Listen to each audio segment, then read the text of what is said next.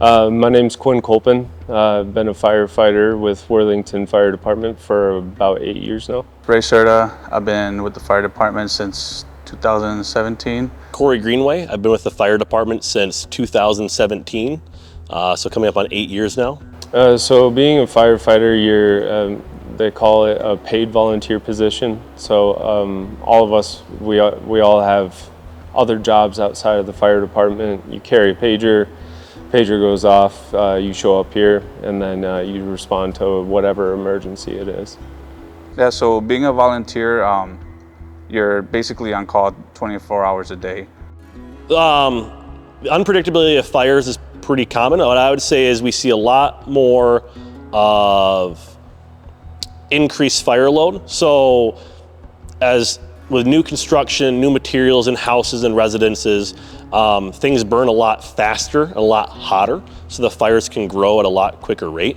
So just having people be aware that time is of the essence to get out, to get yourself and family to safety.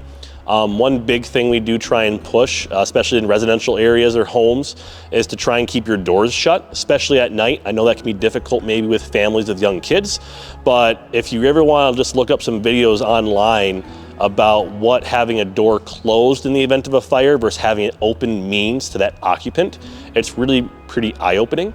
And I think a lot of people would do well just to have that experience of seeing those things, to just know how much more time having a door closed in the event of a fire can make that occupant. From the firefighter standpoint, it also gives us more time to figure out where they are in a residence, if that's in a home, and if there's a fire in the hallway or kitchen or a room that they can't get out, and maybe they're on an elevated floor and can't get out of a ground level window, knowing that their best chance is to open a window, call for help, and leave that door shut to block the bottom of it.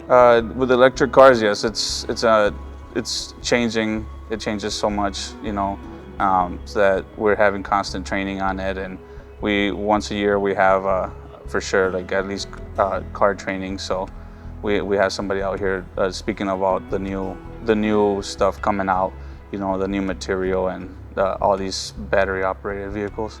Late night calls, it's sometimes really tough to get up at 1 a.m. But that's kind of what you sign up for.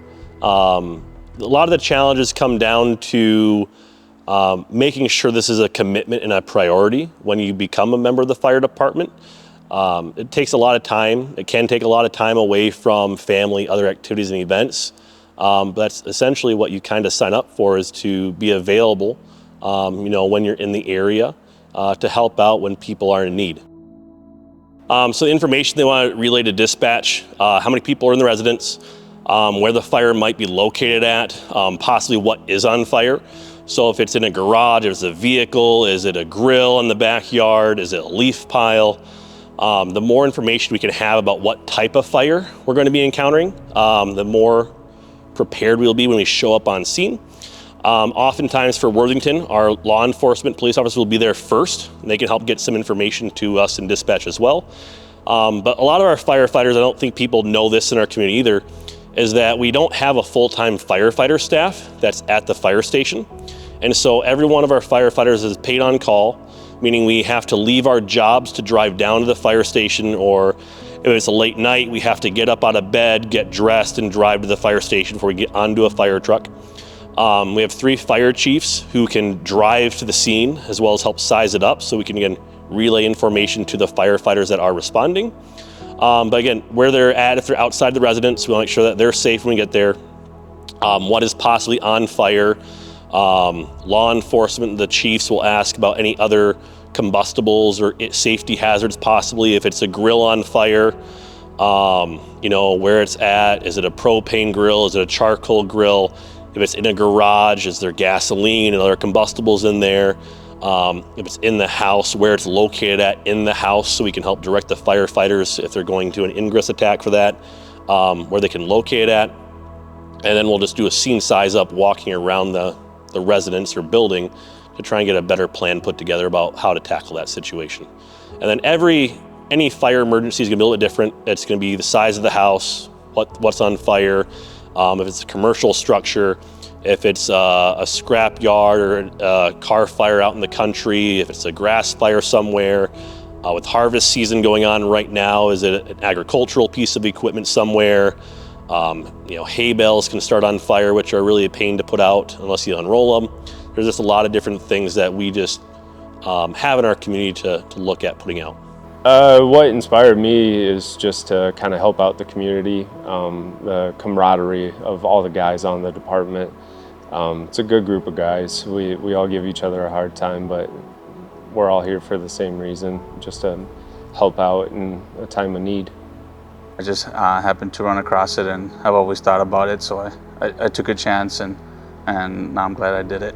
It's really just a chance to give back to the community, be a part of a group that wants to help out and serve the people that are here living in our county, because we do help out mutual aid stuff as well throughout the area, and really just have a way to give back to everybody. Being able to help out, maybe like the Spanish community and people that aren't so comfortable in the first place being here, and maybe they don't understand, but it's good to have somebody that could help them out so they don't feel left out.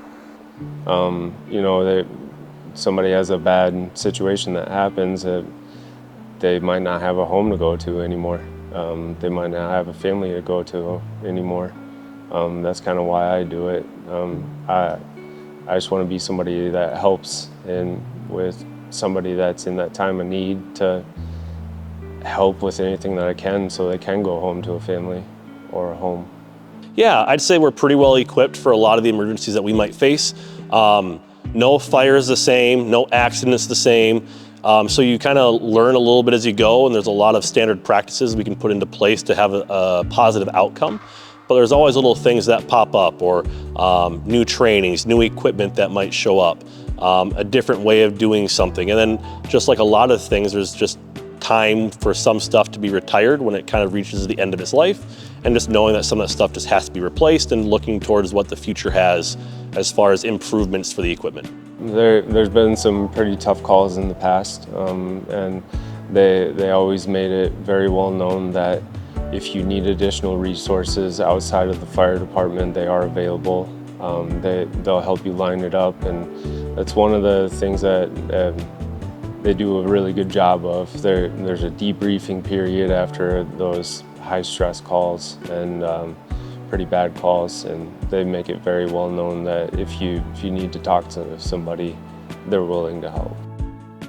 So to become a firefighter, I believe they require you to live within a certain distance of town.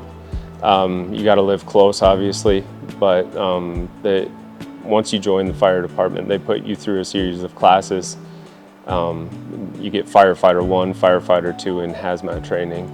And then after a year of probation period, you just kind of experience what's going on, and then you get thrown into the mix, and you can start responding to calls then.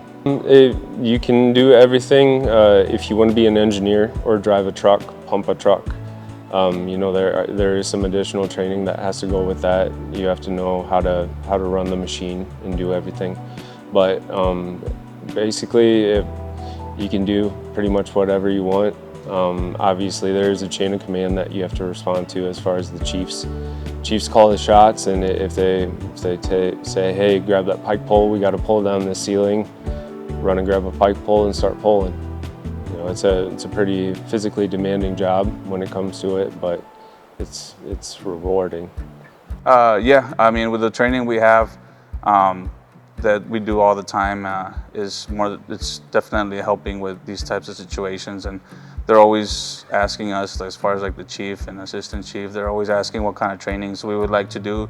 So if we feel we need more aerial training, we might suggest aerial training, and we'll do that type of training. Yeah, yes and no. Right when you join, you go through all this training, and it's a lot of information being thrown at you, and you're trying to take it all in and trying to make heads or tails of it. But you really start to learn when you do get on the site. But emergencies like that don't happen all the time, so we do try to keep up on training throughout the year. We have 2 meetings every month, and usually 1 meeting a month are designated to training, where a company will come in. We've done a lot in the past with Minnesota West, they've came in and they've offered us some training, so we try to keep up on our training that way. Yes, I would highly recommend people to join. It's life-changing and it feels good to help people out. No, just take the time, prepare for yourself to give yourself the best chance if there is some sort of emergency, and know that we're here to support our community and we want to help in any way that we can. And that's why a lot of us join the fire department in the first place, is because we want to give back and we want to see our community succeed and thrive. And everyone can help us do our jobs better by making themselves as prepared as possible too.